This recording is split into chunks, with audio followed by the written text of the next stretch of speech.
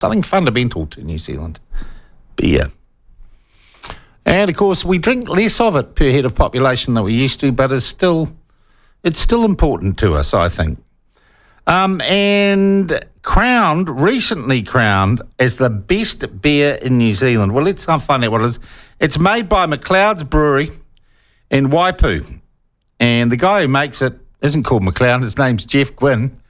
And he joins us on the line now. Geoff, how are you? Good morning. Hi, Sean. How are you there? Very good. Now, McLeod's Brewery, you're in Waipu. Tell us just first, before we get to the beer itself, just tell us a little bit of the history of the brewery. Well, we're in historic Scottish settlement of Waipu, which is about half an hour south of Whangarei. Yep. My brother and I, we've been publicans in Waipu for just over 21 years at a place called the Pizza Barn. So the brewery is a relatively new addition. It's about 10 years old now. So we brew all our McLeod's beer on site in Waipu, and we're boutique. We're only relatively small, but we do send our beer Invercargill to Kaitaia, I guess would be as far up north as we get. So all right. How much beer do you make a year then? We make about 400,000 litres a year, Sean. So that's sits right in the middle, middle zone of the craft. So are you a micro brewery, or are you a boutique brewery, or where do you? Is there like a scale? Yeah, that's a good question. There's so much terminology around that. I call us a microbrewery. You've got nano breweries now. It's another term I hear a wee bit. That would be under about 50,000 litres. And there are some independent people in the game, like Garage Project and Parrot Dog, that would be probably over 2 million litres a year. Yeah. So we're at the smaller end of that, which is fine for us because we're in a little part of the world, and we enjoy making really good quality beer, which means we don't have to make a lot of it.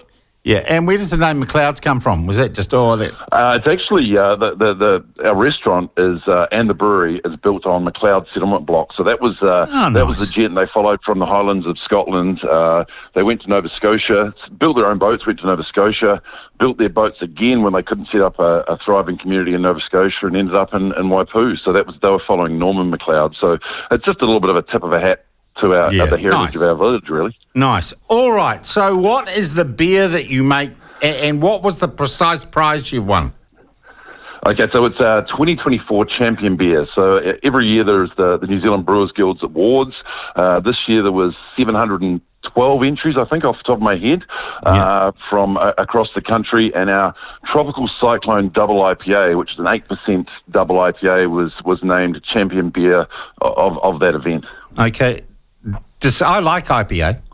Describe what a double IPA. It's 8%, and it makes you a better dancer and pool player. But it is it's a pretty big beer at 8%. But it's people love it, and we were thrilled to get that prize because it's something positive to talk about, and it's a pretty gloomy time out there for small craft brewers. So it's great for us. We got an absolute kick out of getting that prize. All right, and what do you sell it in? Cans, bottles, goons? It's sold in 440ml cans, but it'll set you back about $12 a can, Sean. So it's not cheap, and that's a wee bit to do with all the ingredients and the alcohol volume in that. So you'll find it.